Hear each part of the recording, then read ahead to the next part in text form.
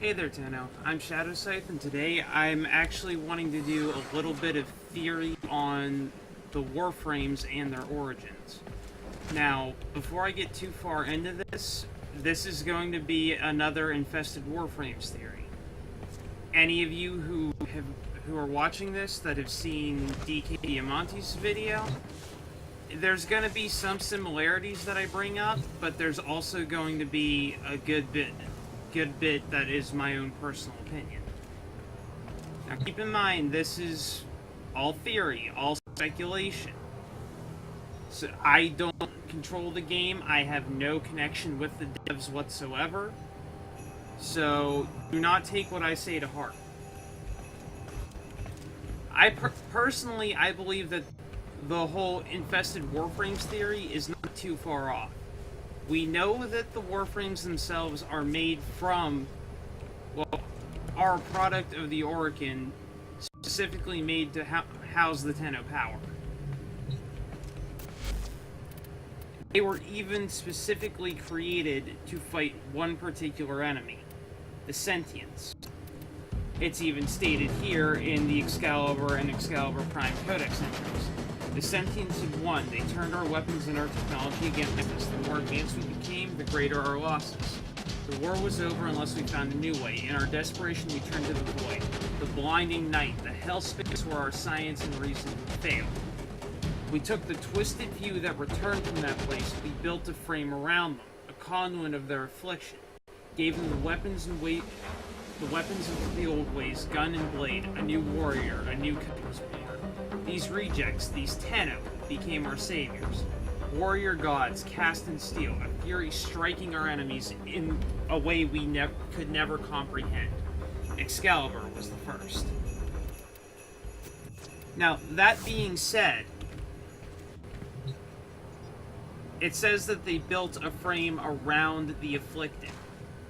However, that's not 100% true, and I won't spoil that. But you do need to play through the second dream for yourself.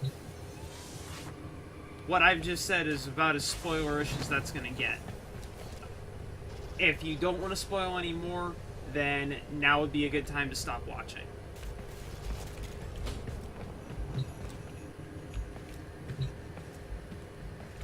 And one of the other reasons, take into consideration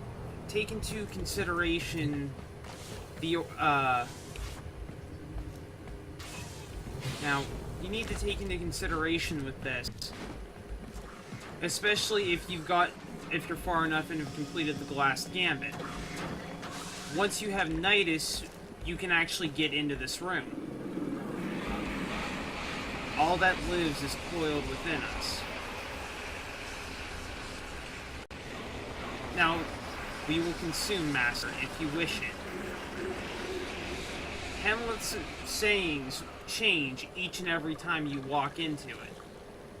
And one of the other reasons as to why I believe that the infested Warframe theory is actually accurate, I'm actually going to go into operator mode to show you.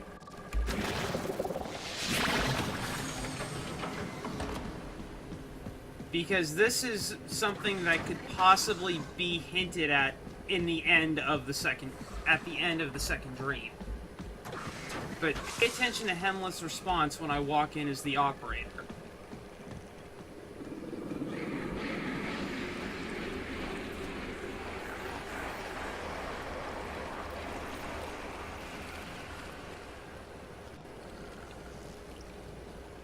That's one of the responses.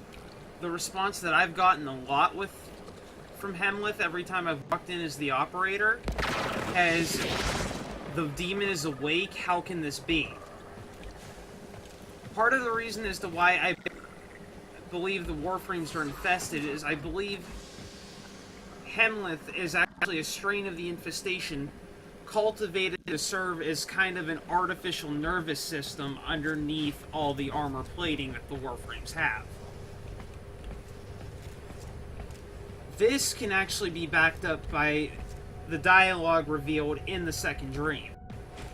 Alad V actually admits that he's seen inside of a Warframe and what he found did not make sense. Tell me, Lotus, What is this reservoir? Some hidden Tenno weakness? Found the reservoir? As unpleasant as our past is, I have to ask. I've seen inside a Tenno, yes, and what I found didn't make sense. Does this reservoir conceal some great deception? Everything I've done was done to protect them. The void is forbidden to the sentients. It's our only protection against them destroying the Tenno. Do not let Alan distract you from your mission. They don't know the truth, do they? How sweet. The betrayers get what they deserve. Lies from their omnipotent mother.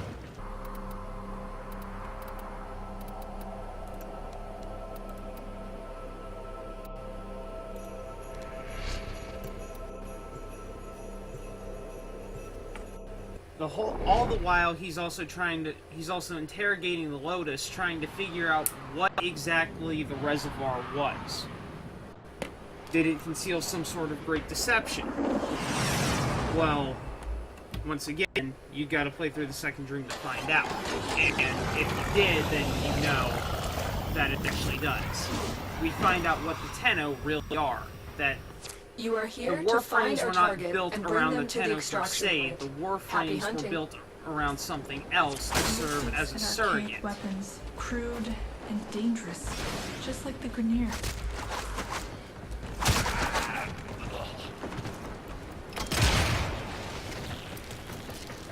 And the whole reason as to why I believe Hemlith actually serves as an artificial nervous system is at the very end of the second dream, it looked as though the Stalker himself was going to strangle the operator with his bare Scans hands indicate our target after is in the plunging the vicinity. war into Find the them. chest of whichever Warframe you had equipped at the time. However, the Warframe moves on its own to break the war and thus basically purging the Stalker from transference chamber. Target located.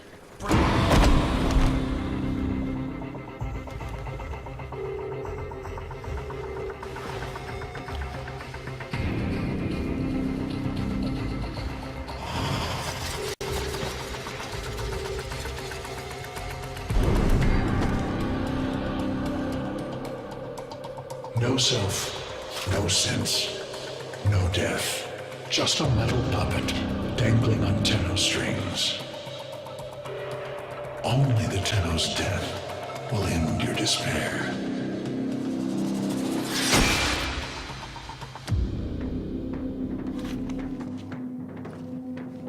All your dread-long life, you've waited for this moment. But you're asking yourself, was I one of these wretched things? You know the answer. You still hate them. You still hate yourself.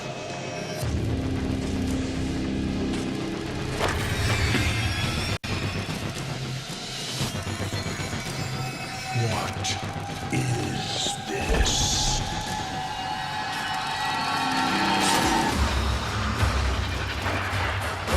Shadow.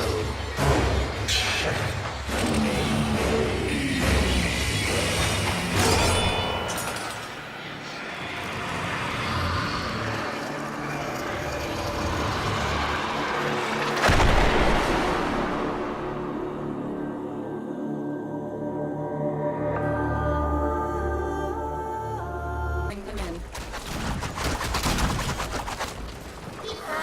Now, how can the Warframe move on its own without the operator's Mission without the complete. operator The captain has been being escorted to the extraction using point. transference to move it? Unless Hemlith serves as like a subconscious protector, a subconscious instinct to protect the Tenno themselves.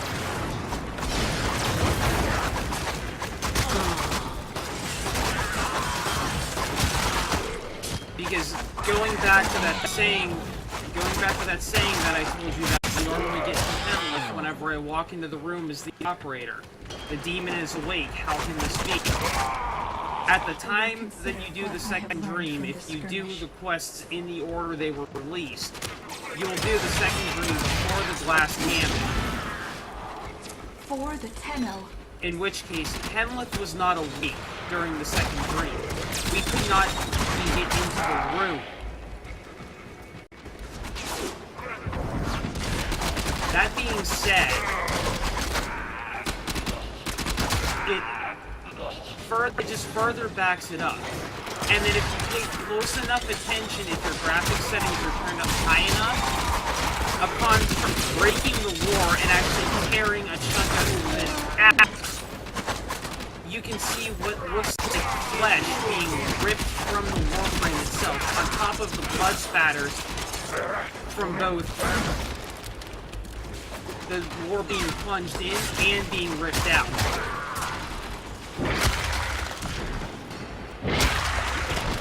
Now, if the Warframes were all machine, they wouldn't bleed.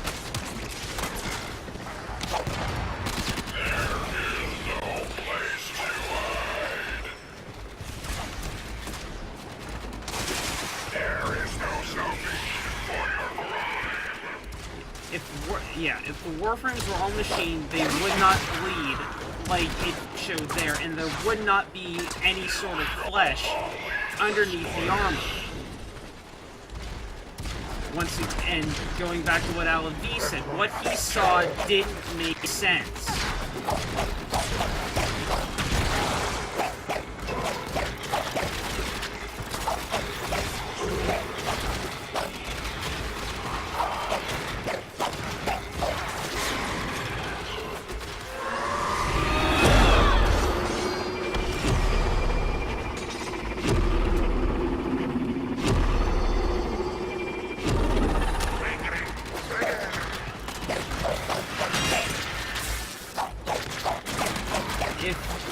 If they were all machine, he'd understand it quite easily. If they were all organic, he'd still understand it quite easily. But he was confused.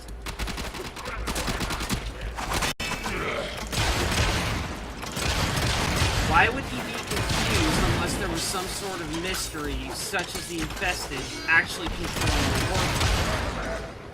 What I think is that by combining technology with a particular strain of the infestation itself, they were able to create an artificial nervous system to move the arm that only responded to the transfer of energy created by the Tenno.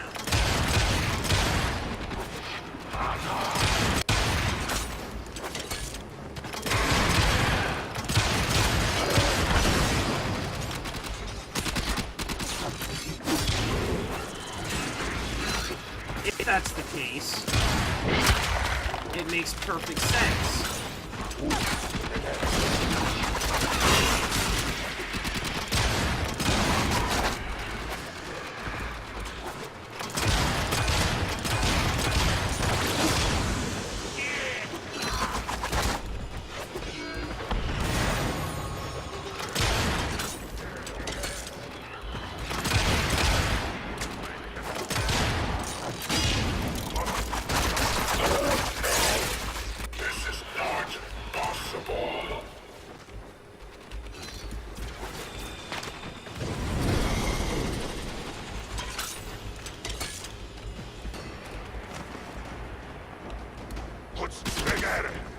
I was not expecting the Stalker to show up, which is why I kind of stopped talking so that I could focus.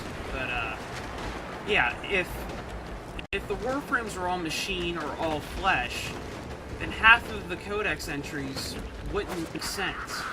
Half the dialogue that comes up throughout the course of the game would not make sense. Mission complete. The captive has been escorted to the extraction Infested point. Mesa, Well which done. you encounter at the end of the Patient Zero quest. Lotus flat out says that that is not a Tenno, out of its misery. Now, if there is some form... Now, Mesa didn't have any sort of infested growths to control it. And we know now that the Warframes aren't just a suit. So what if the strain of the infestation used as like a nervous system was corrupted by the strain that Alan V was introducing? If that was the case, that would explain why the infested Mesa obeyed him.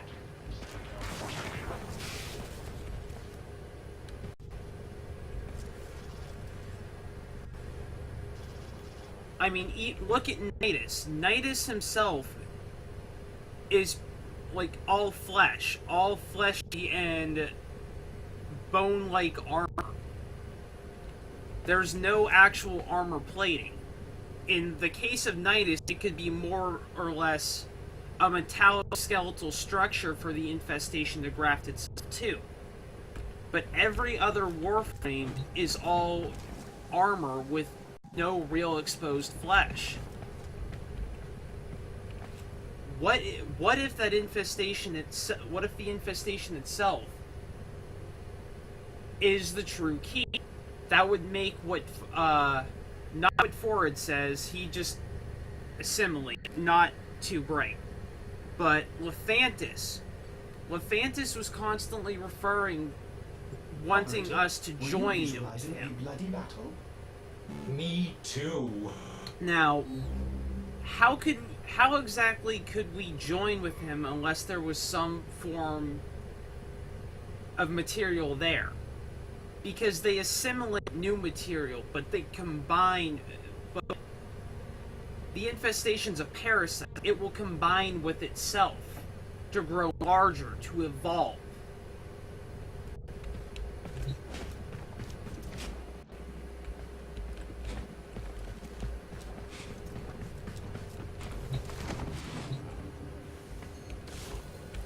And then even the dialogue options you get with the operator. The Tenno are immune to the infestation. Therefore, this theory could actually be done and using the infestation as an artificial nervous system if it can be controlled from technological influence. If it can be controlled, that would explain why the Tenno can control it through the interface through transference. I mean, I don't know if this actually is the case, but so far everything that I've seen, it plays into it. Just everything that I've seen, if you look at it closely enough, with very particular ideas in mind, you can see where I'm pulling my opinion from. You can see how this could make sense. If you're far enough ahead to replay the second dream, I would highly recommend that you do. If you have the chance to go back through the codex entries or even look some of this stuff up on the wiki, I urge you to do it. You can start to draw connections that the game doesn't flat out say. And it'd be nice to get your own opinions of any potential theory that you've drawn up for yourself. Or if there's something that I missed you might want to bring up. If you come across something like that, please leave it in the comments below. Until next time, Tenno.